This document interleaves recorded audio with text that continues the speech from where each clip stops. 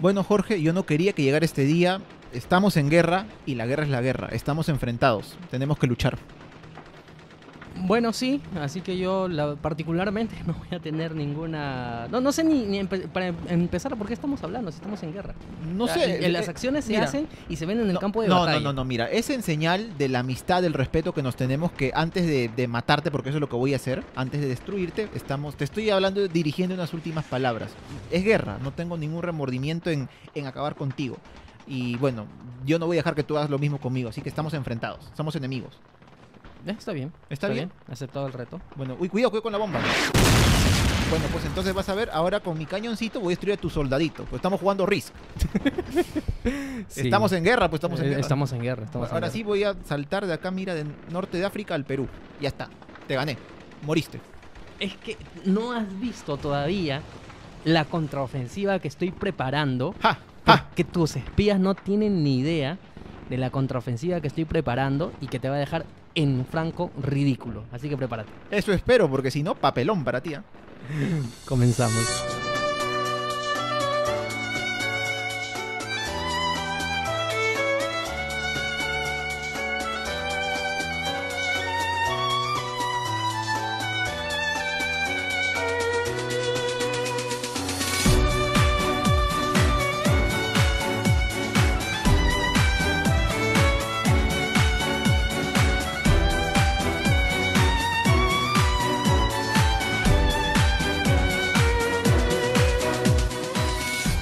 Bueno, Daniel, ya tenemos nuestro tercer episodio aquí en el podcast Por las Rutas de la Curiosidad y definitivamente el tema de hoy día me llama mucho la atención. Hicimos durante la semana, hace un par de semanas, una encuesta sobre algunas batallas importantes y hoy día nos hemos quedado con dos que yo creo son batallas muy pero muy importantes en la historia mundial. Bueno, a mucha gente a quien le gusta la historia universal, pues también le atrae mucho este tema de las guerras, las batallas que ha habido a lo largo de la historia, porque como ya lo hemos dicho anteriormente, pues la guerra es algo que viene inherente a la humanidad, desde que el hombre es hombre, o sea, desde que pasamos de la prehistoria a la historia, ha habido guerras, desde la primera guerra que seguramente fue un enfrentamiento entre tribus con palos, con piedras o con puños, hasta pues la guerra moderna que conocemos el día de hoy con alta tecnología. Sin irnos muy lejos, el propio relato bíblico de Caín y Abel, que si bien es una guerra, prácticamente enfrentó a 2/4 de la humanidad, porque se supone que en ese entonces solamente vivían 4 personas. Jugando con las probabilidades. Que igual sabemos que es una pelea de hermanos. No, me refiero a que tintes reales no tiene, pero definitivamente nos pinta un poco de que sí, pues. Bueno, yo conozco, perdón, hermanos que se tratan como Caín y Abel. Si no, ese famoso dúo ayacuchano, no voy a decir cuál, pero bueno, sí. Sí, tienes razón, ¿no? Tienes razón. Sí. Pero bueno, de todas formas, dentro de las grandes batallas que ha tenido la humanidad en la época antigua y en la época moderna, hay algunas batallas que son, digamos, más importantes que otras, sobre todo por la crudeza con la que se luchó. Y es por eso que dentro del extenso catálogo de batallas que ha tenido la humanidad, hemos elegido, nuestros ruteros de la curiosidad nos han ayudado a elegir dos muy en específicas. Pero ¿por qué en primer lugar las consideramos? ¿Por qué Canas? Alguna vez, yo estoy seguro que muchos se estarán preguntando, ¿qué es la batalla de Canas? Estamos esperando Stalingrado, ¿qué cosa es Canas? Dirían, ¿no? Sí. Pero bueno, la batalla de Canas se dio en un contexto de guerra entre la República de Roma, porque ¿qué pasa? El Imperio Romano, antes de ser imperio, fue una república. No una república tal vez como las que conocemos ahora, sino distinta. Y antes de eso fue un reino. Pero bueno, estamos en la época de la República Romana, en la que esta nación se enfrentó contra otro reino, otro estado, que era el estado de Cartago. Sí, Cartago. Cartago. O Cartago. No sé, a mí me suena mejor Cartago. Bueno, sí, no, a mí también, de todos, pero como he estado leyendo, pues obviamente preparándome para el programa, no he visto ninguna fuente que tenga tilde, ¿no? Pero bueno, yo también lo diría Cartago porque suena más bonito, fonéticamente. Sí. Pero bueno, para situarnos un poco, Cartago estaba en la zona norteafricana. En lo que actualmente aproximadamente es Túnez. Túnez, ¿verdad? Sí. Túnez. Y bueno, digamos que aparentemente pues estas naciones ya tenían una rivalidad anterior, pero aquí viene lo importante, ¿no? Porque ¿por qué nosotros elegimos la batalla de Canas? Lo que pasa es que la batalla de Canas se produjo unos eventos de táctica militar que hasta el día de hoy, no sé si hasta el día de hoy se estudian así, yo al menos en el colegio no lo he estudiado. No, pero en academias militares. Pero sí, es que realmente lo que se hizo en Canas prácticamente que de ahí en adelante muchos ejércitos a lo largo del mundo han intentado, no sé si emular, pero seguir las indicaciones o la proeza del principal protagonista de esta batalla, que fue Aníbal. Aníbal Barca, en efecto, ese nombre tal vez sí nos puede sonar un poco, ¿no? Aníbal fue un general cartaginés muy famoso, pero bueno, esta batalla de Canas se dio en un contexto de guerra, ¿no? Porque las batallas normalmente, pues, al menos hasta donde yo sé, no es que ocurre una batalla aislada y luego no ocurre nada más, ¿no? Se da dentro de una guerra, que es un conjunto, pues, de batallas, de combates. Y en este caso estamos en la Guerra Púnica. En la Segunda Guerra Púnica, porque hubo una primera que enfrenta, pues, justamente este estado, la nación, la República Romana, con Cartago. Bueno, ¿qué pasa? Cartago era, digamos que era una especie, según tengo entendido, no podríamos llamarlo vestigio, sino de continuación de los estados conocidos como fenicios. Que claro, se desarrollaron en la zona de lo que hoy es Medio Oriente, la costa mediterránea, y bueno, ellos fueron unos grandes navegantes y pues parte de ellos o de sus descendientes se quedaron en esta zona del norte de África y fundaron lo que ya en aquel tiempo, estamos hablando del siglo 2 o 3, año 200 y tantos más o menos antes de Cristo, se conoció pues como Cartago. Y pues también era una, no sé si una potencia, pero era una nación pues considerable que, como diríamos actualmente, podría ser el pare a Roma. Bueno, muy importante. Sin embargo, es muy curioso porque el ejército que ellos tenían pues no era un ejército únicamente cartaginés, sino que se apoyaba mucho de otras poblaciones limítrofes con Roma para poder, digamos, engrosar el ejército. Por ejemplo, se apoyaba de mercenarios, ¿no? O sea, claro, una palabra que se escucha mucho y que en aquel entonces era realmente muy importante.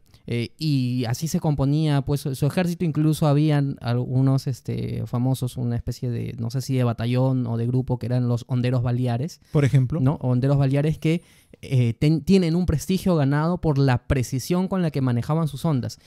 Y en realidad casi no tenían pues elementos de defensa, porque digamos que cada... Esto es lo interesante, ¿no? Que cada batallón proveniente de cada país tenía sus propias características. Tenía su propio armamento, eran más... tenían mayores ventajas en algunas cosas, algunos en la defensa, otros en el ataque, el tipo de ataque que se tenía.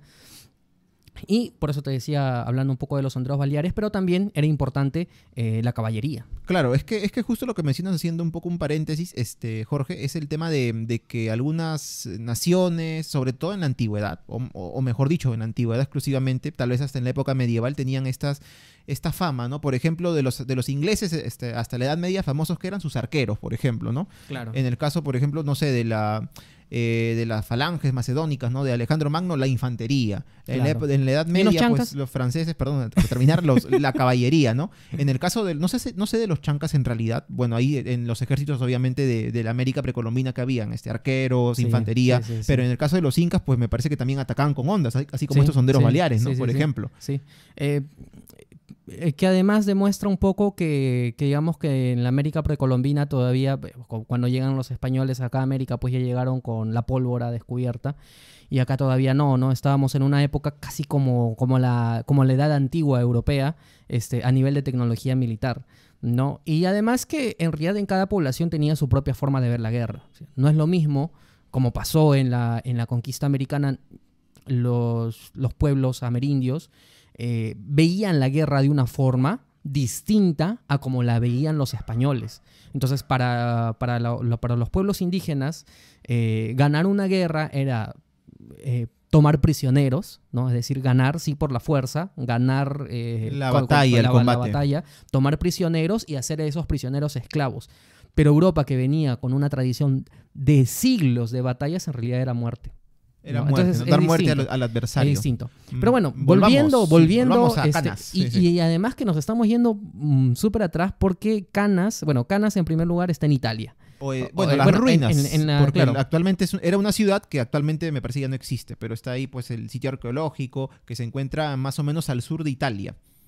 Así es, y bueno, nos vamos a ir hasta el año 216 antes de Cristo. Estamos hablando pues de cuántos años ha pasado, más de 2000 años. Más de 2000 años, 2200 años.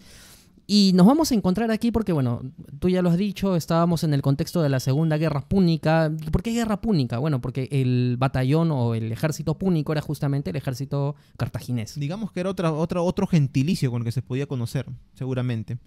Así es. Y bueno, pasa que efectivamente hubo una primera guerra púnica que la ganaron los romanos, pero impusieron pues una deuda de guerra muy importante que al final sirvió para que su hijo, para que Aníbal, es decir, a ver, en la primera guerra púnica el protagonista no fue Aníbal, sino su padre, que Amílcar. no fue Amílcar. Amílcar Barca. Ahora, con Aníbal prácticamente se vuelve a formar un gran ejército donde habían algunos protagonistas muy curiosos, Daniel. Qué parecido con la Alemania, ¿no? De la post Primera Guerra Mundial y pre Segunda Guerra Mundial, ¿no? Fueron los que perdieron la guerra, les pusieron unas condiciones muy fuertes, que les era muy difícil de cumplir y miran lo que se convirtieron luego, ¿no? En lo que terminaron. Como le escuché a propósito de armando el programa, aparte de bibliografía que hemos leído, personalmente yo también he escuchado un par de podcasts. Uno de ellos, para la batalla de Canas, es la Escóbula de la Brújula. Yo también lo he escuchado, ¿no? Su programa sobre sacrificios humanos, donde hablan de esta batalla muy que interesante. Tiene algunos datos realmente brutales, los invitamos a escucharlo. Y quien está contando esta historia es Guillermo Díaz, y Guillermo dice algo muy claro, ¿no? Que un mal ganador, ¿no? Es decir, si tú ganas la guerra, pero impones unas sanciones demasiado duras... O prácticamente imposibles de cumplir. Claro, estás sembrando las semillas necesarias para un posible conflicto más adelante. Para que la es segunda lo que sucedió parte, aquí. claro, ¿no? Que sucedió con Alemania, que ha sucedido muchas veces. Porque no sucedió acá en el Perú. No, por ahora, Bueno. Pero claro, ha habido segunda guerra de los Balcanes, me parece, segunda guerra, no recuerdo si ruso-japonesa, chino-japonesa, o sea, segunda, como una continuación de la guerra que hubo anteriormente, en muchos casos, ¿no? Pero, así es. Y Y entonces, ya en este contexto, nos encontramos pues que las fuerzas cartaginesas ya habían logrado dos victorias importantes contra las fuerzas romanas en esta batalla púnica. En esta guerra púnica. Claro, la batalla de Trebia y la batalla del lago Trasimeno. Claro, en este caso lo que pasaba es me que... ganaste. Pero, yo quería decirlo. Perdón. Me acordé antes, ¿no? Pero bueno, lo que pasa es que esta batalla, esta guerra se dio por tierra. ¿Por qué? Porque si bien ambas naciones, Roma y Cartago, tenían pues una fuerza naval hasta cierto punto fuerte, considerable, Cartago decía, no, mira, nosotros tenemos nuestros barcos de guerra, bacán, podemos acercarnos por el Mediterráneo a la costa de Roma, pero puchas, ellos son más fuertes. Si nos acercamos por ahí nos van a sacar el ancho. ¿Qué hacemos? Tenemos que encontrar otra forma. Y los romanos también sabían esto y decían, pues entonces los cartagineses o nos van a atacar por mar, pero no la hacen, ¿qué van a hacerlas si son más débiles que nosotros? Pero la otra forma es que vayan por tierra, que rodeen toda Europa del Sur pero ¿qué van a hacer eso? Es imposible. Sí. Decían, pero ¿qué hizo Aníbal? Hizo lo que era imposible. Lo que era imposible y además... Lo hizo posible. Lo hizo posible y además algo que quiero resaltar que no trascendieron mucho en la misma batalla de Canas, pero que Aníbal lo hizo, que claro, empezó a recorrer Europa por lo que actualmente es España, Francia, la parte sur, ¿no? de estas naciones, la costa mediterránea, reclutando justamente estos mercenarios que mencionabas, pues los hispanos, los galos de aquella época, ¿no? Pero además de todo, lo hizo ¿con qué? Con cerca de 30 y tantos o 40 elefantes de guerra. Y cruzó los Alpes con esos elefantes. ¿Tú sabes lo que es lo complicado que debe ser llevar solamente un elefante, domesticarlo y todo? Imaginemos entonces, digamos, no sé, no sé qué tanto símil le podemos encontrar a los Alpes con los Andes. Son un poco más bajos. Ya, pero imaginémonos pues llevarnos elefantes desde Lima, caminando, ponte hasta Huancayo. Ponte llevarnos los elefantes de Lima a Huacho. Pero no solamente eso, sino que es llevarlos a Huancayo y luego bajarlos hasta la selva. Y cruzar los ríos, que hay ríos importantes, ¿no? Entonces, realmente lo de Aníbal es muy curioso, pero es que habla mucho del liderazgo que tiene él. Aunque en este caso el plan de los elefantes no le funcionó muy bien porque se le murieron casi todos. Solo sobrevivieron creo que 2 elefantitos, ¿no? Pobrecitos, pues no estaban acostumbrados al frío, a la altura, les dio soroche, les dio gripe y perdieron, pues, ¿no? Sí, bueno, pero de todas maneras, la sorpresa que habrá significado para... Por supuesto. La sorpresa que habrá significado para Roma, el que de pronto, porque ellos lo estaban diciendo, bueno, de repente vienen por mar y claro, por mar los vamos a enfrentar, pero de pronto se aparecen por el lugar menos pensado, se aparecen a las puertas de la ciudad y entonces... que cunde el pánico. Por supuesto, ¿no? O sea, como en cualquier contexto de guerra, ¿no? Cuando el enemigo aparece con toda su fuerza por el lugar donde menos lo esperas, pues ¿qué puedes hacer, no? Y entonces, bueno, ahí ya se desarrollan pues las batallas de Trebia, ¿no? De Trebia y del lago Trasimeno. Sí. Y posteriormente van a encontrarse en esta planicie de Canas. ¿Y qué es lo que pasa? Que las fuerzas romanas querían una batalla campal y las fuerzas de Aníbal dijeron, bueno, ¿por qué no? ¿Y por qué hago esta referencia a la batalla campal? Bueno, Canas es una especie de meseta, ¿no? De 2 kilómetros de 2 kilómetros de largo plana, me por parece. 3 kilómetros de ancho. Sí. Es prácticamente un cuadrado. Y lo que los romanos en aquel entonces, digamos que ellos confiaban mucho en la fuerza de choque. En la superioridad Claro, numérica. en la superioridad numérica. Porque se calcula que hubo entre 60.000 a 80.000 soldados romanos, dividido pues en legiones, batallones, qué sé yo. ¿Incluyendo sus aliados o solamente ellos? Me parece que sí, incluyendo algunos aliados, pero porque en también realidad los tenían sus aliados aliados, eran sí. como 6.000, o sea, no eran tampoco... A diferencia de Bueno, Aníbal. igual son números importantes, estamos hablando de decenas de miles en aquel entonces. Mientras que Aníbal tenía una suerte de 40.000 hombres. Más o menos, más o menos. Entonces estaba en inferioridad numérica y los romanos dijeron, bueno, acá los arrasamos y los arrasamos. Pero, ¿qué es lo que va a suceder? Lo vamos a dejar con la pequeña duda porque lo vamos a absolver después del siguiente bloque.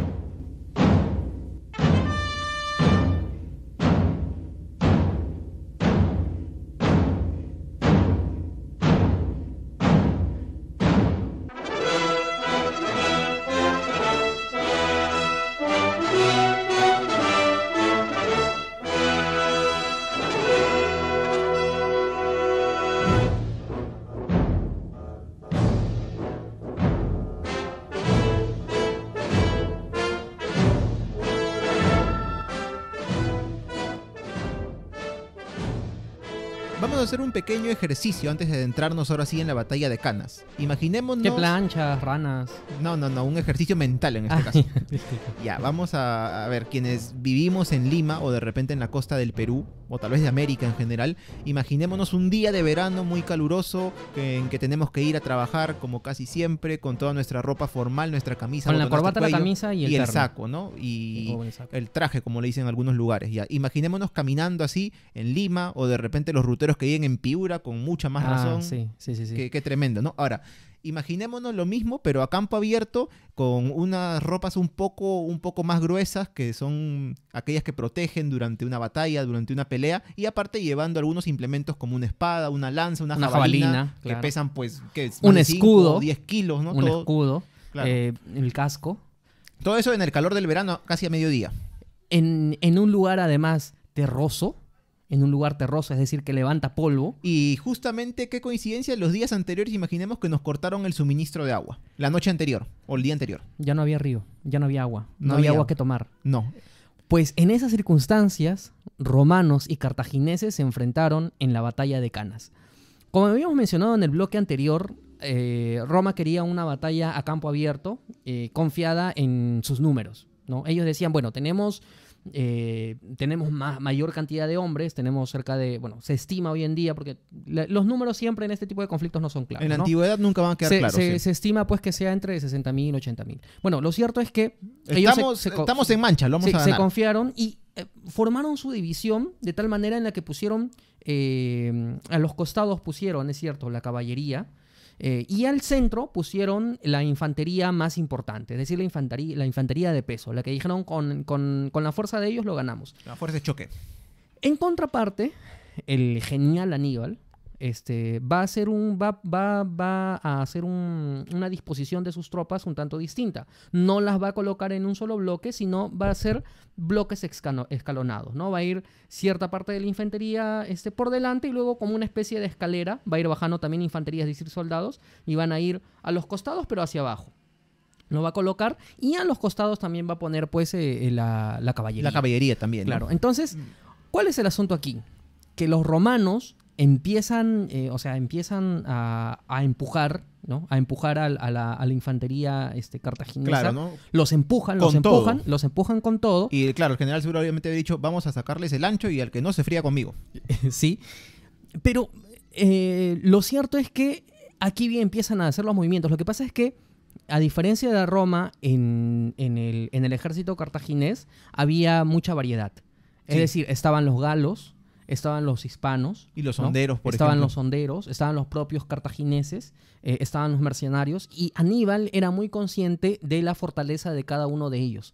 Que cada uno de ellos tenía aptitudes distintas para distintos papeles durante el combate y por eso es que los colocó de una manera distinta, incluso no los colocaba unos juntos con otros, ¿no? Me parece que la infantería hispana con la infantería cartaginesa, es decir, soldados, los juntó y los mezcló para soportar un poco en un primer momento el choque, porque te imaginas a decenas de miles no sé, empujando contra ti y tú teniendo que soportarlos, teniendo que ir aguantando. Él los eligió porque ellos me parece eran famosos por su disciplina. Claro.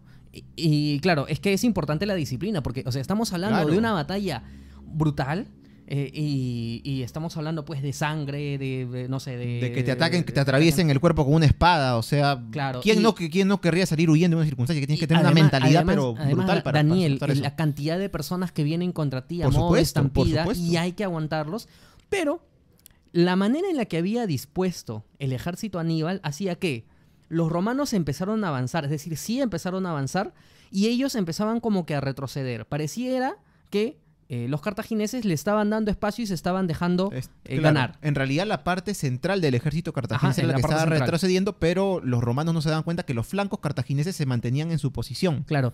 Y es aquí cuando el ejército de la caballería empieza su ataque.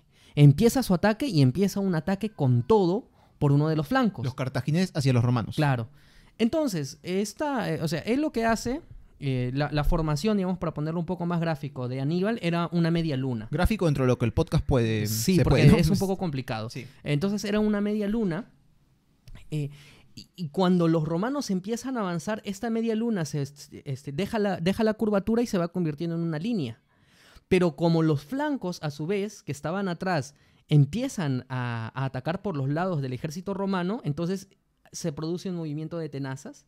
Y esa media luna, que es como una media luna creciente, que digamos que su curvatura máxima enfrentaba a la infantería romana, se da la vuelta y los agarra. O sea, vamos a imaginarnos ahora también como una especie de bolsa y embolsó a todo el ejército romano. Y en este caso, pues la superioridad numérica no les ayudó mucho a los romanos, porque ya se encontraban en medio del ejército cartaginés con muy poco espacio para poder maniobrar, porque obviamente si llevas una espada, una lanza de esta magnitud tan grande en una batalla como esta, pues no puedes estar pegado a tu compañero, ¿no? Dentro del ejército. Tienes que tener un espacio suficiente para poder maniobrar. Aparte, claro, tú has dicho la palabra clave. Los romanos, para poder utilizar las herramientas que tenían, necesitaban espacio para maniobrar. No se podía. No había forma, estaban demasiado pegados y ya con los cartagineses haciéndole una bolsa, es decir, los habían cercado totalmente, empezaron a hacer una especie de movimiento de anillo, o sea, para empezar a encerrarlos y empezaban a matarlos. La matanza que hubo ahí fue espantosa. Sí. Porque se mataron a decenas de miles de romanos y se iban, y además hay que imaginarlo, es decir, que no es una muerte por bomba que digamos que te cae la bomba y sabemos que no se mueren cientos, miles de personas en un instante. No, sí. Había que irlos matando uno por uno. Claro, porque uno no muere muchas veces, sobre todo siendo un soldado profesional en muchos de estos casos, pues no muere solamente con un corte o con un golpe de espada. Tienen que rematarte de alguna forma. En esa época obviamente no habían armas de fuego. Tenían que atravesarte el corazón, no sé, golpearte la cabeza, sacarte las tripas, las vísceras para poder pues constatar o dejarte muerto. ¿Te imaginas? Se cree que se vertieron 80.000 litros de sangre en el campo de batalla. Qué barbaridad. O sea, era como cerca de 50.000, 60.000 personas murieron. Y de esa cantidad de personas, pues 80.000 litros de sangre. O sea, no sé, o sea, como dijeron, es que no hay parangón, ¿no? Pónganse las botas aunque no ha llovido, porque todo está encharcado de sangre, por supuesto. Sí. Y el olor que eso significa, y la muerte. Tierra y el sol y...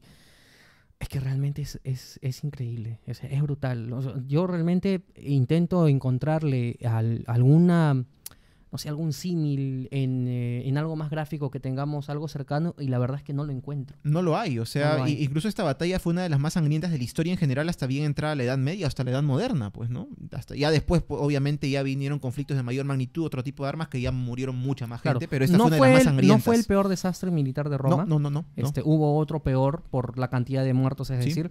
Sin embargo, yo sí creo que fue, no por la cantidad de muertos, pero por las consecuencias sociales, y fue realmente muy importante porque Aníbal estaba a las puertas de Roma. Ahora, esto es curioso, Jorge, porque uno diría, bueno, entonces los cartagineses ganaron la guerra y no la ganaron. No ganaron, perdieron. Pues, perdieron, pero aún así esta batalla fue trascendental. Este movimiento de tenaza, bueno, no somos, creo, ni tú ni yo expertos en estrategia militar para nada. En táctica. No, en táctica, bueno, en este caso, claro, la táctica, ¿no? Porque la estrategia tienes razón, es una planificación más global, es algo más a teórico. largo plazo. Claro. Y en cambio la táctica es qué hacer en el momento exacto ya en que estás a punto de batallar. Sí. Claro, pero aún así, pese a que, claro, Cartago ganó esta batalla, pero perdió la guerra, aún así esta es muy estudiada, este movimiento de tenaza se ha querido aplicar a lo largo del tiempo, ya no sé así en la actualidad porque la guerra ha cambiado muchísimo. Daniel, un movimiento de tenazas lo vamos a tener en el siguiente bloque.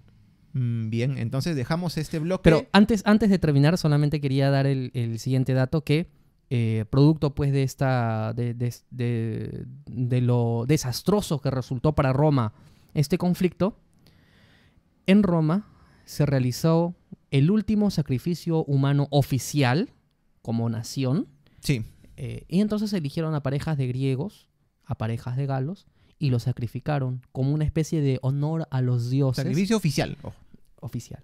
Bueno, es lo entonces, que, sí. Claro, es que en la mentalidad del romano que se pensaba ganador y perder a la mayor cantidad de tus tropas, a perder, que se cree que son entre, como te digo, 60.000, las cifras actuales convienen de que son 65.000 personas en una sola batalla, porque, no, olvídate. porque es que los poquitos soldados que quedaron en el campamento, creo que al otro lado del río, o más abajo del río, se rindieron al día siguiente porque ya no había nada más No que había hacer. forma, ¿no? Claro. Bueno, es el genio militar de Aníbal, aunque acá en el Perú tuvimos otro genio de la salsa, ¿no? Aníbal López y la única.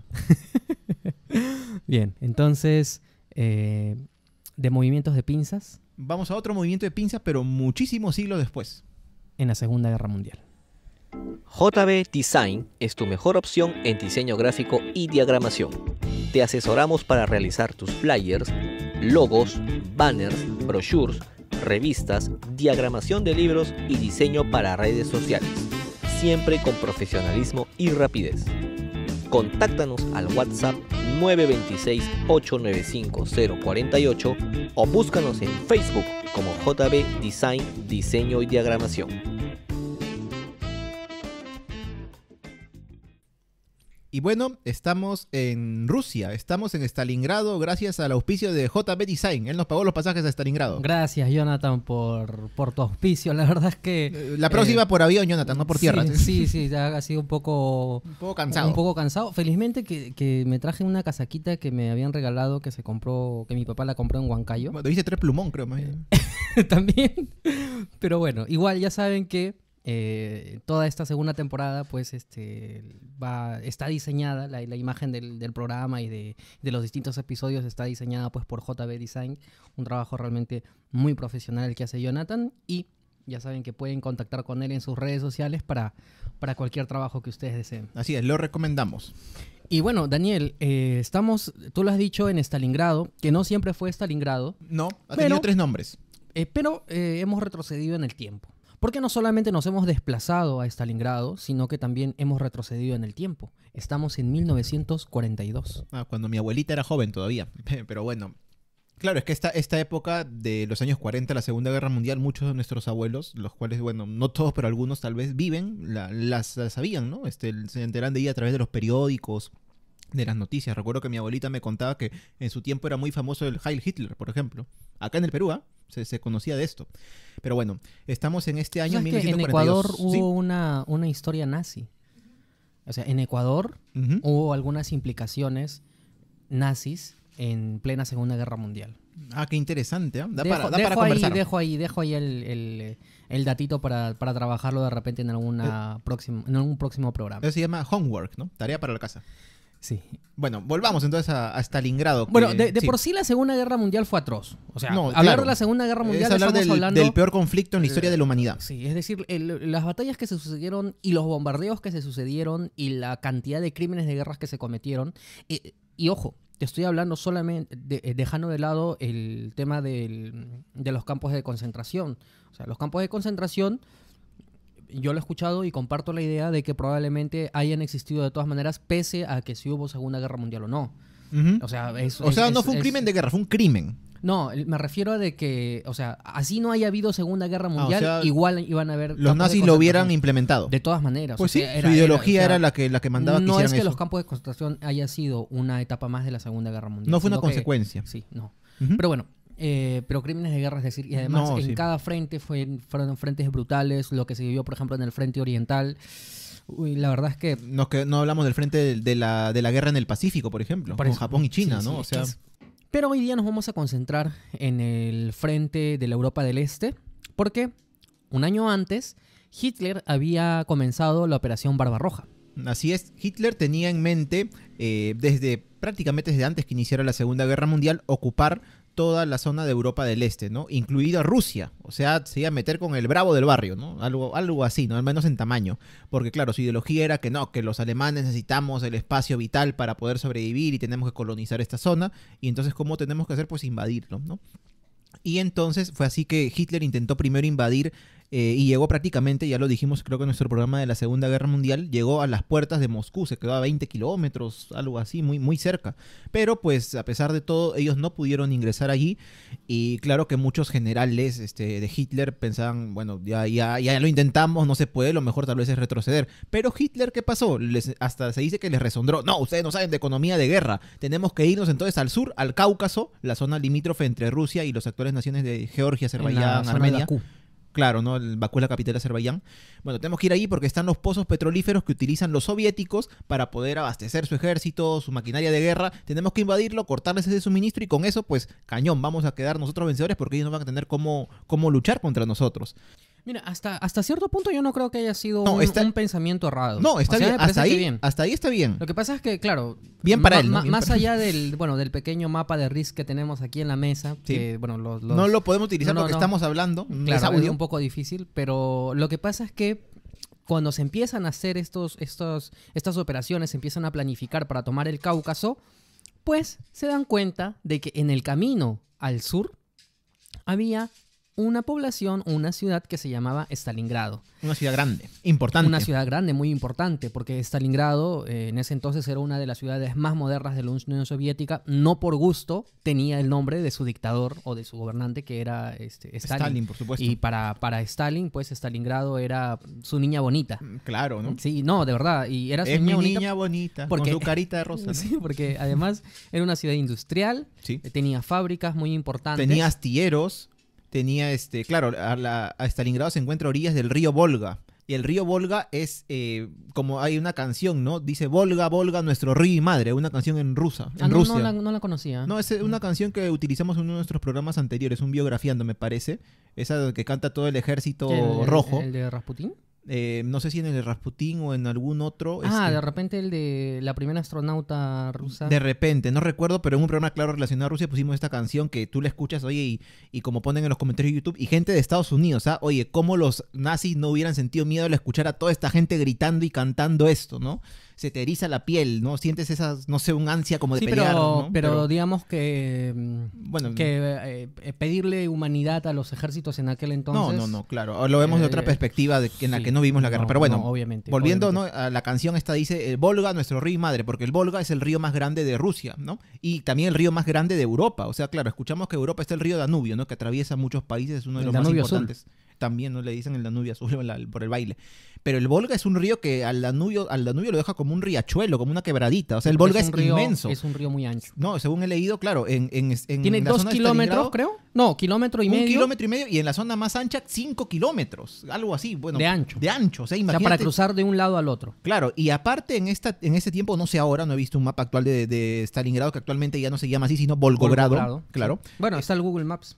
Claro, ¿no? Bueno, podemos ver eso. Si han construido algún puente, porque en aquella Sí. época, hasta la década del 40, no habían puentes. Sí, sí hay, Las sí. orillas se comunicaban solamente pues por, me imagino que ferries o embarcaciones. Sí. No había forma de cruzar. Y bueno, esto supuso ya para los alemanes cuando estuvieron allí un impedimento muy grande. Porque, ¿qué pasó? Vamos a contar un poco cómo se desarrolló esta invasión, ¿no? Sí, pero antes de eso, como te decía, entonces cuando están haciendo las operaciones, digamos, la planificación para ir a la zona del Cáucaso, estrategia. se dan cuenta de que aquí estaba Stalingrado. Y Sí. Hitler dijo, esta ciudad la tengo que tomar sí o sí. Porque tiene el nombre de mi enemigo. Exacto. Solo prácticamente una de las razones. Es la razón más importante. Sí. Es cierto que es una ciudad estratégica, es Sí. cierto que es una ciudad importante porque, como tú lo has dicho, es una ciudad industrial que tiene algunas fábricas, Tú lo dijiste. incluso de armamento. Ay, Pero en realidad podrían haberse ido al Cáucaso sin tomar Stalingrado y no pasaba nada. Pero también para Stalin era hasta aquí nada más. claro. Es decir, para Stalin era que ya sabía que Hitler iba a atacar Stalingrado, y tan es así que él va a ordenar o va a realizar la orden número 227. ¿Y qué decía esa orden? Ni un paso atrás. Ni un paso atrás, porque al que da un paso atrás va a haber, decía Stalin, ¿no? Vamos a defender la ciudad, nuestra Santa Madre Rusia, ahora sí Santa Madre Rusia, porque antes no había eso, porque era la Unión Soviética, pero Es que tenía que exaltar la defensa para los ciudadanos, obviamente, ¿no? Y Claro. qué mejor que con el patriotismo, pero bueno, Claro. él decía, vamos a defenderla. Pero si a alguien se le ocurre desertar o irse atrás, civil o soldado, va a haber una línea de gente con armas, ¿no? Con fusiles, y los van a matar, ¿no? Si se les ocurre retroceder. Así que se mataron a miles de soldados, pero no solamente eso, se mataron a miles de personas civiles. que intentaron salir de Stalingrado. Porque- Porque ¿cuál fue la claro. orden de Stalin cuando sabía que Alemania ya tenía en sus planes atacar Stalingrado? Nadie, ni siquiera los ciudadanos se van. Porque él decía, si se queda aquí la población, el ejército va a defenderlo con mayor motivación. Porque Bueno, están esa es- nuestros familiares, esa es nuestros amigos una- ahí, claro, ¿no? Bueno, es Stalin. Stalin era otro monstruo, ¿no? Como Hitler.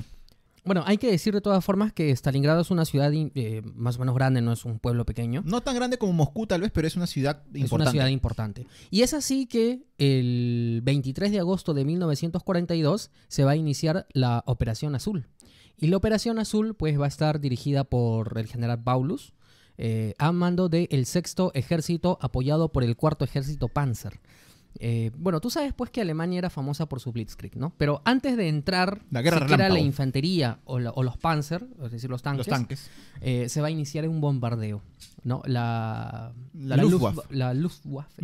Luftwaffe. Bueno, Luftwaffe. nos perdonarán el Sí, alemán, ¿no? en alemán, pues no. No es nuestro fuerte, no ¿no? es nuestro fuerte. Pronto. Inicia un bombardeo. Se dice que nadie esperaba ese bombardeo, es decir, se sabía lo que podía suceder, pero digamos que el bombardeo no era del todo esperado. Fallecieron muchas personas ese día, miles de personas, el primer día solamente con estos bombardeos. Pero aquí viene lo curioso, que esos bombardeos, aparte de producir la muerte de miles de personas, produjo que la ciudad se convirtiera en escombros totales, porque es cierto que parte de la ciudad era hecha de madera, donde se produjeron incendios que duraron meses y que no se apagaban porque nadie las apagaba, pero en las construcciones de concreto prácticamente eso se volvió en ruinas, que Claro. más tarde va a convertirse en fortaleza.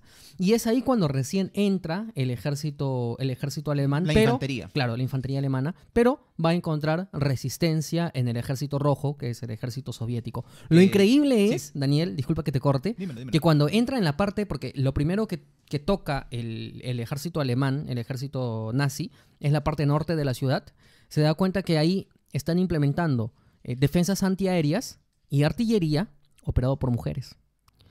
Porque, contrario a lo que muchos a veces pensamos, el ejército rojo tenía cerca de 1 millón de mujeres en el ejército. Hasta hay videos, he visto algunos de estas grabaciones que se han hecho de Stalingrado, pues de la batalla, y se ven algunas de ellas pues a mujeres, ¿no? Participando, no tal vez directamente del combate, pero apoyando, ¿no? En la logística, en la dirección, pero mujeres propias del ejército, ¿no? Que Sí, pertenecen pero al es que, ejército. claro, algunas en la logística, pero otras directamente en el campo de batalla. Y Mm. te voy a decir que cumplieron un papel importante. ¿En qué? Te lo voy a decir más adelante. Solamente para darte el dato y para podernos situar, ese día se lanzaron, no ese día, pero digamos en la campaña de bombardeo se lanzaron 1.000 toneladas de bomba. Solamente el 23 de agosto murieron 5.000 personas y en esa semana fallecieron 40.000 personas de los 600.000 habitantes de Stalingrado. O sea, un poco menos del Alucinante. 10%, pero que es un montón. Oye, son 40.000 personas, o sea, ¿te imaginas? O sea, si lo ponemos en proporción, por ejemplo en Lima, ¿de cuántas personas estamos hablando? Si lo ponemos en esa proporción, nosotros que en Lima somos como 20 millones de personas. No, somos 10 millones, o sea, sería algo de... tal vez la matemática me esté fallando, estoy nervioso 2 por millones. el audio. No, 1 millón de personas.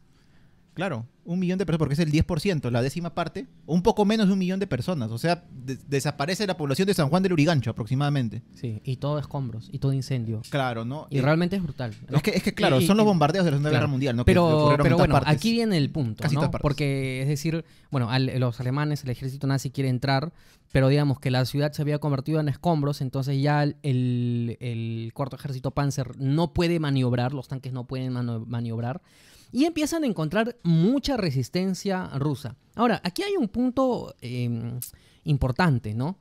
Porque en realidad el cuarto ejército Panzer en realidad se divide.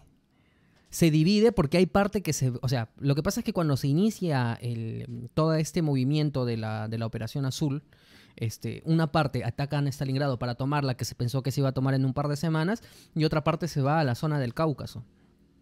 Pero Hitler, la misma división Panzer, la divide en dos. Se quedan pocos ahí para tomar Stalingrado y los otros tantos se van a ayudar al sur por una decisión que en realidad no tiene ningún asidero táctico militar, porque bueno, este tipo de decisiones pues lo hacía Hitler sin tener mayor conocimiento. Ahí empezó como que porque claro, dijiste al comienzo que ya, se entiende que quiere ir a tomar los pozos petrolíferos del Cáucaso, ya. Pero luego se empezó a obsesionar con la idea de quedarse con Stalingrado por completo, ¿no? Sí, era parte de su personalidad. Tiene el nombre de mi enemigo, tengo que tomar esta ciudad. Sí, pero con decisiones torpes, ¿no? Es sí, decir, sí, lo ahí que pasa empezaron esas decisiones. es que, claro, no dejaba libertad para que el personal militar, profesional, realizara su trabajo, sino que él intentaba, mandaba órdenes y órdenes contradictorias. Se dice que hasta ordenaba la formación de los batallones dentro de la propia ciudad. A muchos gerentes hacía. Sí, no, y es que no te das cuenta de que en realidad tú lo que estás haciendo está mal. Es decir, ¿por qué, por ejemplo,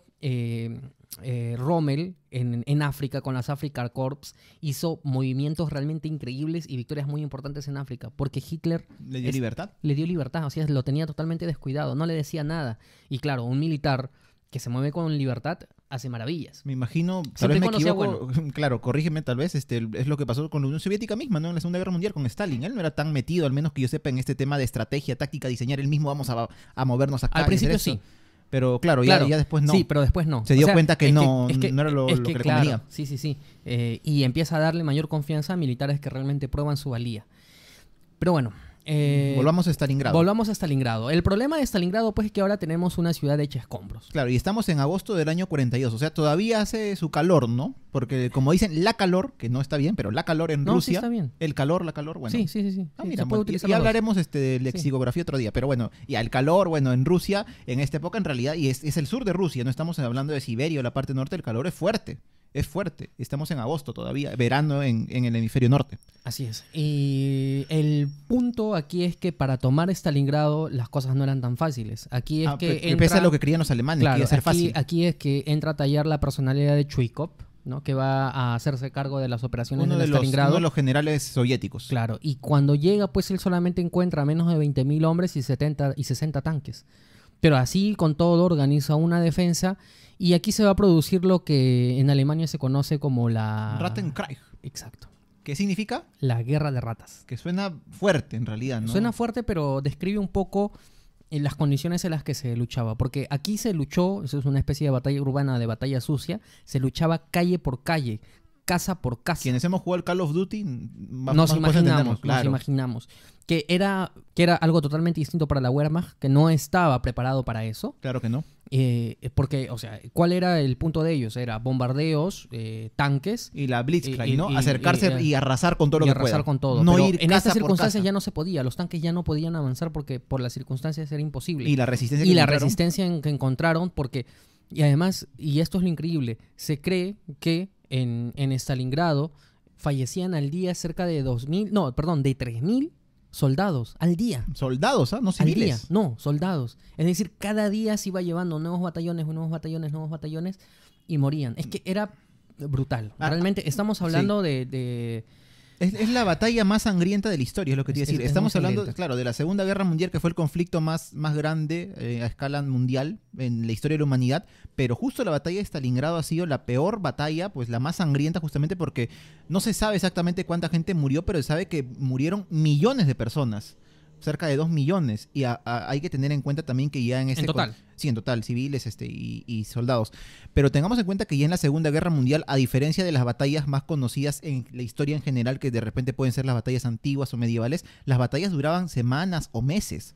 No es como por ejemplo la batalla de Cannas que hablamos que te duró pues unas horas, ¿no? Sí. La batalla de Stalingrado empezó en agosto del 42 y terminó en febrero, si no me equivoco, del 43. Sí. O sea, son poco más de 6 meses de batalla. Sí.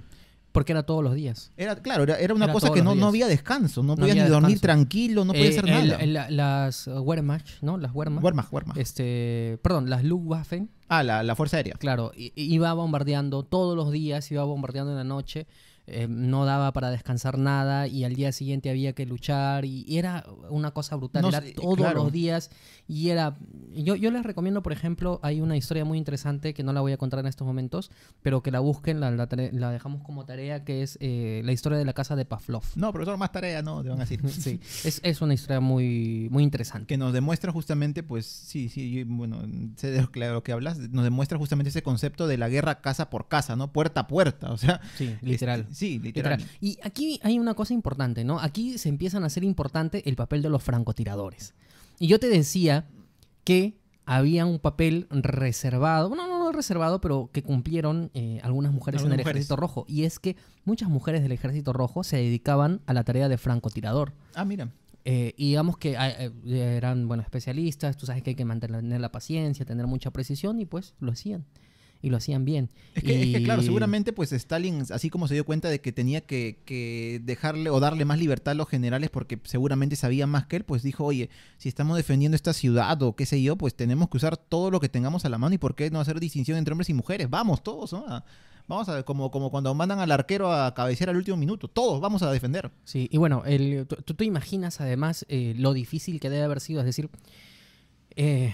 no sé, la realidad hasta psicológica que desarrollaron los soldados en estas circunstancias, y es por eso que muchos rusos intentaban huir, pero intentaban huir e inmediatamente los fusilaban con esta orden de ni un paso atrás. Es que claro... Pero hay algunos incluso que se pasaron al ejército alemán. Sí, ¿no? Son los llamados Hiwis. Claro, lo que yo te contaba alguna vez conversando, muy aparte de este tema, Jorge, es eso, ¿no? Que, por ejemplo, uno puede decir en este momento en el que estamos viviendo una etapa tranquila, muchos de nosotros no sabemos lo que es una guerra, ojalá nunca lo sepamos, que dices, no, de repente puedes decir, no, una guerra yo me voy, ¿no? ¿Por qué voy a luchar? Mejor huyo, voy con mi familia, pero oye, ¿qué pasa si tú piensas así? Lamentablemente tu país cae en guerra contra otra nación, invaden tu ciudad, matan a tu familia, de repente violan a alguna familiar tuya y te quedas solo.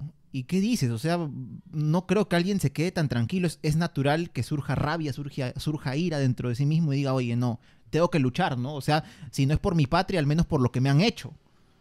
Es una circunstancia muy difícil y muy terrible. Son circunstancias extremas. Sí. No, son extremas. Pero, es decir, es que no tenemos forma de imaginarse. No. Para nosotros los atentados terroristas han sido muy crueles, que lo han sido. Que es lo más cruel que hemos vivido tal vez hasta pero, ahora, digamos, ¿no? ese tipo de bombardeos, la artillería... Y día a día machacando, sobrevivir. machacando. Claro. Que te tenías que mover literalmente como una rata, tratando de arrastrarte pues de un lado a otro, y que si alzabas tu cabeza un poco para apuntar y para ver qué es lo que pasaba, ¡pum! Te caía. Un disparo en el hombro, en la cabeza, porque ya estaba un francotirador ahí. Realmente era fuerte. Entonces, pero esta era la lucha que se vivía en Stalingrado. Y lo que pasa es que Hitler pensaba que esto ya se ganaba ya. Claro. Ya. Y no se ganaba, y pasó agosto, y estaba pasando septiembre. Y ya se iba el calor que mencionamos. Claro, y entonces Paulus hace un intento de hacer un ataque, de decir todo por todo. Claro. ¿no? Y con la intención, pues, de lograr tomar un sitio estratégico importante, que era la única especie de colina o de subida natural que tenía Stalingrado, que todo era llano, que era digamos que su cerro San Cristóbal. Algo claro, así. su cerro San Cristóbal, aunque un poco más bajo, ¿no? Sí, era una colina, como dices, ¿no? La colina Mamayev Kurgan. Y ahora que, claro, la toma de esta colina, me parece que lo que se quería era, a partir de aquí, tomar ya la zona de astilleros, me parece, de muelles, para poder finalmente capturar toda la ciudad de Stalingrado. Pero aparte de esto, también algo que recuerdo es el tema del famoso puente aéreo que le prometieron a Hitler. No, pero ese es antes. Espérate. Perdón, ese es después. Espérate. Cuenta entonces. Es que lo que pasa es que llega un momento en el que prácticamente la Alemania nazi llega a tener casi el 80% de la ciudad. O sea, Claro. logra tomar el 80% de la Pero ciudad. ellos querían todo. Hitler quería todo. Es lógico. Es que, o sea, y Stalin en este sentido también dijo, ojo, porque él lo hablaba así, si toman Stalingrado, prácticamente ya no hay Rusia. No sé hasta qué punto, digamos, el ego por la ciudad, porque digamos que era una ciudad, es cierto, estratégica, pero no era Moscú. Por el nombre, mira. Pero digamos que ninguno quería torcer la mano. Sí. Ninguno quería torcer la mano. Los dos estaban ahí. Y lo que no sabía Alemania era que mientras las tropas rusas solamente estaban a la defensiva, intentando que Alemania no avance más, aunque estaba avanzando un poco, estaban preparando una contraofensiva que va a cambiar la historia de la humanidad.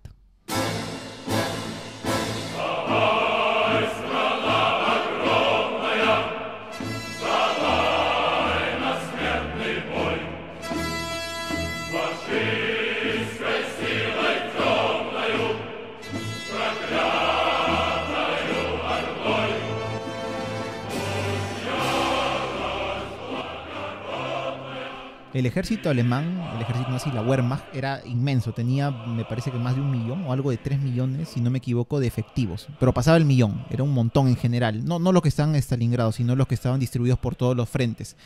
Y bueno, de todas maneras, pues la superioridad, no la superioridad, la cantidad numérica, pues era importante. Pero, como dijiste, Jorge, en el anterior bloque, los alemanes, no sé, en realidad si no sospechaban pues que los rusos planeaban esta gran contraofensiva, considerando que Rusia en aquella época era el tercer país más poblado del mundo, la Unión Soviética. Los fundamentalismos son peligrosos. Lo hemos conversado un poco en el anterior programa. Y tú dirás, ¿qué tiene que ver acá los fundamentalismos? Sí, ¿qué tienen que ver? Porque el fundamentalismo nazi, que era una idea casi religiosa, hacía creer que la raza aria era absolutamente superior y que los eslavos era una raza inferior. Incluso tenían una palabra para los eslavos en alemán, un poco despectiva, no la recuerdo en estos momentos. Y por ese pensamiento fundamentalista que tenían, ellos no pensaban que los eslavos en estas condiciones, o sea, Hitler personalmente no pensaba que en estas condiciones los rusos iban a reorganizarse e iban a realizar una contraofensiva como la realizaron. Porque para Hitler, Rusia era un gigante con pies de barro, ¿no? Que digamos que en Operación Barbarroja no funcionó bien, pero que él decía, bueno, en Stalingrado, porque, o sea, ¿cuáles eran las noticias que le llevaban a Hitler? Que ya tenían el 80% de Stalingrado. Lo o sea, que en cualquier cifras, momento claro. Ya iban a tomar totalmente Stalingrado y con eso ya se acababa todo, llegaban al Cáucaso y listo, se acabó, claro. Bonito todo. Como muchas empresas te maquillan la cifra, ¿no? Pero sí, tal cual.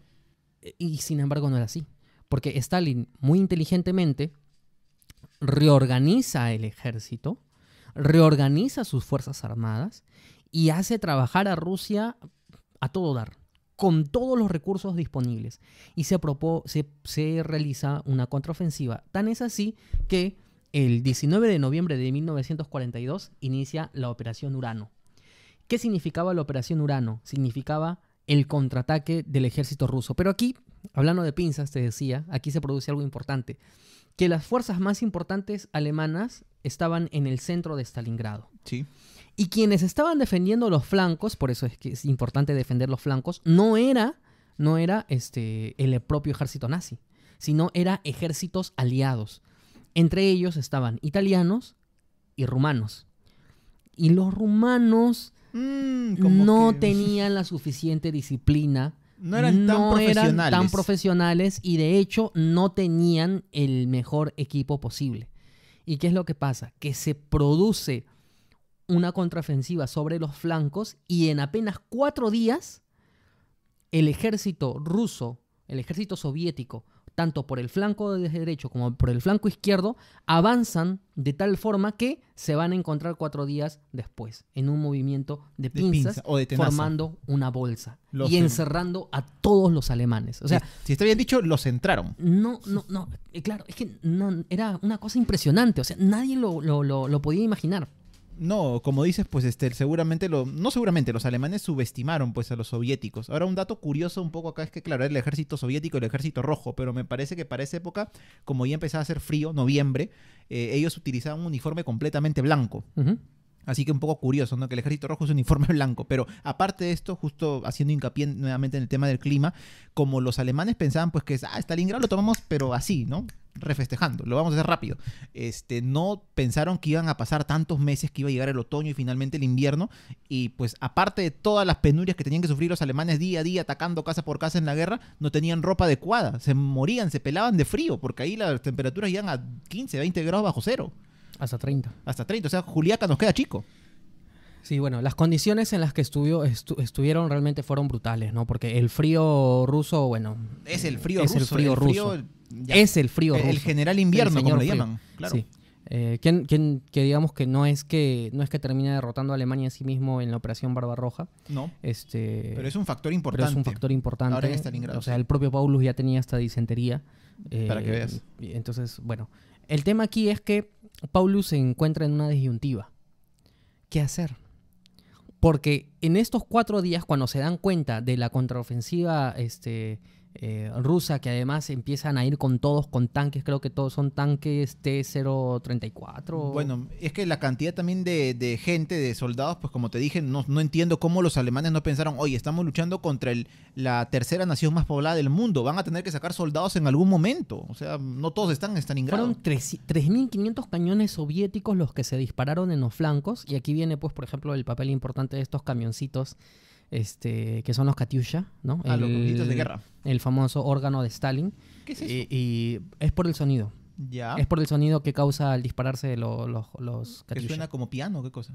Sí, es un sonido muy curioso. Está en YouTube, ¿no? Ah, ya, Búsquenlo voy a buscar, y ahí van a debatimos. descubrirlo. Sí, sí. Y bueno, al final pues los encierran y se va a formar la Der Kessel, ¿no? Que es Der Kessel. Claro, Der Kessel. Como Que es el caldero. ¿no? Como, bueno, no vamos a hablar de fútbol, pero bueno, Y ya. se sobreentiende por qué, ¿no? Estaban en medio, pues, del todo el ataque que estaba haciendo el ejército soviético, que los había, pues, embolsado, como dices, ¿no? Estaban Claro. en medio de O ellos. sea, bueno, la Der Kessel era mencionando pues la bolsa que se hizo de los Claro, alemanes. estamos en el centro del caldero, como ellos Claro. dicen, ¿no? Y bueno, aquí ya, a partir de aquí, como te digo, Paulus estaba en la disyuntiva qué hacer, ¿no? Es decir, porque Hitler le ordenaba que no se vaya, que no se retire, porque él tuvo oportunidad incluso de retirarse, que digamos, hubiese sido una derrota sí, pero mantenías a tus hombres y por ahí que preparabas algo más. Una derrota estratégica, pues. Pero no, lo mantuvo ahí e incluso le ascendió de... Bueno, pero eso todavía lo voy a dejar el datito.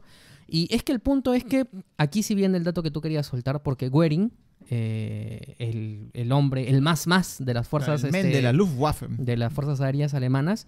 ¿Qué le dice a Hitler, Daniel? No, le dice, my Führer, ¿no? Nosotros, no se preocupen, nosotros, mire, están todos embolsados nuestros pobres soldados ahí en Stalingrado, rodeados por el ejército comunista, pero no se preocupen, nosotros miremos a mandar unos avioncitos con comidita, con provisiones, con municiones, con armas, vamos a pasar por encima de ellos, vamos a soltar todo para que los recojan nuestros compañeros de la Wehrmacht, del ejército, y vamos a derrotarlos. Pues, es decir, con esto. lo que él estaba ofreciendo era un puente aéreo continuo. Así es. El punto es sí. que para que el ejército soviético pueda mantenerse, necesitaba aproximadamente 800 toneladas. El ejército nazi. Perdón, el ejército nazi pueda sostenerse, necesitaba cerca de 800 toneladas de alimentos, provisiones al día. Y me imagino que obviamente este puente aéreo que planeaba Göring no iba a ser tampoco que los soviéticos, sí pasen, ¿no? No, es que eran dos cosas, bloquearlo. Daniel. Eran dos cosas, porque ya habían defensas antiaéreas importantes y porque las condiciones climáticas hacían imposible. También, es cierto. Estaban en pleno invierno, no se podía sobrevolar. Sin embargo, Hitler se deja engañar y él dice, no, pero sí los vamos a mantener aprovisionados. Incluso el comandante Erich von Manstein realiza la operación Tormenta de Invierno, con la que intenta rescatar a Paulus y sus cientos de miles de hombres. No va a poder, se va a quedar a 30 y tantos kilómetros, porque las fuerzas rusas van a hacer una contraofensiva y lo van a despedir a cientos de kilómetros y simplemente ya no se puede. Y bueno, las circunstancias en las que estaban las tropas nazis adentro eran circunstancias realmente deplorables, porque no tenían de dónde comer. No tenían Empezaron armas, a comerse a sus caballos, se comieron a sus perros. Hasta ratas dicen que comían. Se comían ratas. Estaban enfermos. Estaban enfermos, con frío. Algunos los que estaban, dice, muy heridos o muy enfermos, los dejaban morir afuera de frío. Sí. Y bueno, pero Hitler se mantenía en lo que, no, defiendan Se y no mantenía en sus retrocedan. 13. Siempre Hitler, nunca en Hitler. Sí. Sí, es que con él era así. Sí. Y en realidad, algunos oficiales de alto mando le decían a Paulus, oye, ya pues, hay que rendirnos. No hay que rendirnos, hay que escapar, hay que intentar escapar, cuando todavía se podía. O más bonito, retirada, ¿no? Pero lo que pasa es que Paulus... Se dice en realidad pues que Paulus era un oficial competente, pero no era un líder, ¿no? Entonces como que le costaba tomar ese tipo de decisiones. Que es cierto que tuvo algunas victorias importantes antes de Stalingrado, pero que fue más las circunstancias que su genio militar. Y bueno, aquí le costó mucho e incluso le mandó un telegrama a Hitler prácticamente diciéndole, my Führer, necesitamos ayuda. Solicito que me dé permiso para actuar con libertad. O sea, para rendirme, para retirarme. No para rendirme, pero para sí retirarme, para hacer razón. movimientos tácticos. Pero Hitler, en respuesta, Hitler lo asciende de grado. ¿A qué lo asciende? A mariscal de campo. Entonces empezó Paulus a cantar esa canción de Yola Polastri, ¿no? Soy mariscal, ¿no? Bueno, de Yola, no sé, la gallina truleca, ¿no? Eco. Hola, don Pepito, ¿no? Hasta ahí nada más. La otra no la conocía. Esto fue el 30 de enero de 1943 y se dice que cuando Paulus recibe esta noticia que estaba en unos almacenes ahí subterráneos, que se las lleva un oficial, su respuesta al leer el telegrama es, él piensa que me voy a matar, yo no me voy a matar. Y algunos dicen que no me voy a matar por este cabo austriaco. Sí. O bohemio, perdón. Sí, bohemio. Lo que pasa es que en otros oficiales, es que esto es lo curioso, ¿no? Porque aparentemente Paulus sí, como que sí le tenía mayor respeto al Führer, pero otros otros oficiales del alto mando alemán, a las espaldas de Hitler hablaban de esa forma, ¿no? Porque ellos no asimilaban pues que un cabo les diera órdenes de táctica militar cuando en realidad eran tácticas cerradas. Es que eso lo vemos hasta en la vida real. O sea, se puede entender la frustración de Paulus si uno se siente a veces frustrado cuando en el trabajo te empiezan a pedir cosas que tú sabes que no van a ser utilizadas, o te empiezan a decir, no, mueve esto acá, cambia esto acá, y te empiezan a dirigir como niño tu chamba. Imagínate pues él en una circunstancia donde depende de ti la vida de tus soldados, estás enfermo, están todos mal, con frío, a punto de ser asesinados. Sí. ¿Qué frustración no va muy a sentir grande, para responder de esa manera? Muy obviamente. grande. Pero bueno, al día siguiente Paulus se rinde. Justo el 31 de enero era cumpleaños de Zhuikov. Ah, justo. Qué buen regalo le dio. dio. Qué buen regalo. Y bueno, se presenta, ya no da más. Y todos los alemanes que en ese momento estaban en Stalingrado, lo que pasa es que se habían dividido en dos grupos. Había por las circunstancias del conflicto que se estaba presentando en la ciudad, y que además la ciudad era grande, los que se rinden es el grupo que está con Paulus, y el otro grupo se rinde 2 días más tarde porque no había comunicación entre ellos. Y bueno, se convierten en prisioneros. Lo cierto, Daniel, es que el porcentaje de alemanes sobrevivientes de Stalingrado es de que yo sé, el 5%. Porque de los que no murieron en el combate, hubieron los muertos en el combate. Sí. Hubieron los muertos producto de enfermedades, de frío y qué sé yo. Luego, muchos de ellos se convirtieron en prisioneros. Y había que llevarlos a un lugar especial, un campo especial para los prisioneros. Sí. Y en esa marcha, pues, hay muchos que se murieron de cansancio, sí, de inanición. Realmente, y aparte en los campos seguro ya mismos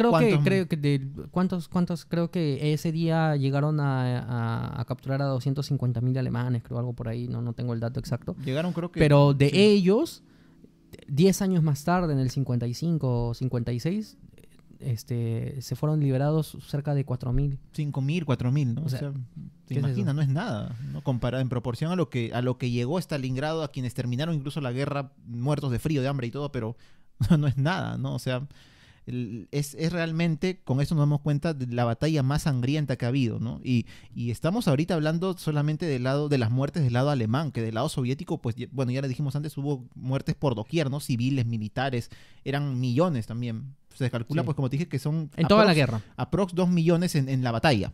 En toda la batalla de Stalingrado. Entre todos. Entre todos, sí. Sí. Que no se tiene, como te digo, la cifra exacta, tal vez nunca Es que se lo que tendrá, pasa es pero que sí, ese es el tema, ¿no? es brutal, entre hablar de cifras más de 1 exactas- millón de muertos. Sí, no, eso sí, de todas maneras, así que, bueno, la verdad es que así es la guerra, ¿no? Así es la guerra y uno realmente piensa hasta qué punto, pues, el ser humano llega a olvidar su condición humana o no sé, y podemos soportar, tolerar, promover y hasta sentirnos orgullosos de estas matanzas. La verdad es que es brutal. Es brutal. Y luego lo que siguió sucediendo en la Segunda Guerra Mundial, incluso con Estados Unidos bombardeando Japón, con las bombas atómicas, que es un crimen de guerra absoluto. Los bombardeos, ¿no? De los alemanes a Londres, luego de los aliados a Dresden, Alemania. O sea, cuántas ciudades pues que vivieron prácticamente eso mismo A del Berlín. inicio de Stalingrado. A Berlín, Sí, a claro, Berlín. también. O sea, todo aquello, pues, y la cantidad de gente civiles, no sé llamarlo inocentes, ¿no? Que lamentablemente fallecieron. Sí, pero bueno, para terminar, hay que decir que ya lo dijimos en el programa de por qué Alemania perdió la Segunda Guerra Mundial, ahí esbozamos algunas ideas, escúchenlo, y ahí dijimos, y lo voy a reiterar hoy día, que el verdadero punto de inflexión se dio en Stalingrado, lo que hemos de la contado hoy Segunda día. Guerra Mundial. Porque a partir de este momento, que fue la gran primera derrota de Alemania, a partir de este momento, todo en Alemania fue retirada. O sea, a partir de este momento, el ejército nazi ya no ganó nada más, y todo fue retirada, hasta que 2 años más tarde el ejército soviético va a tomar Berlín. Este podcast cuenta con el apoyo de la Unión Podcastera. Encuentra a la Unión Podcastera en todas las redes sociales. Síguenos, tu ayuda es muy importante para poder difundir el podcasting en español. Unión Podcastera, fraternidad de podcasting. Si quieres enterarte de todo lo que hacen los navales peruanos por ti, escucha Embarcados Digital, el podcast de la Marina de Guerra del Perú, donde encontrarás entrevistas, historia y las novedades del acontecer naval. Escúchanos en Spotify. Buen viento y buena mar. Bueno, de esta manera ya estamos llegando al final de nuestro tercer episodio, Daniel.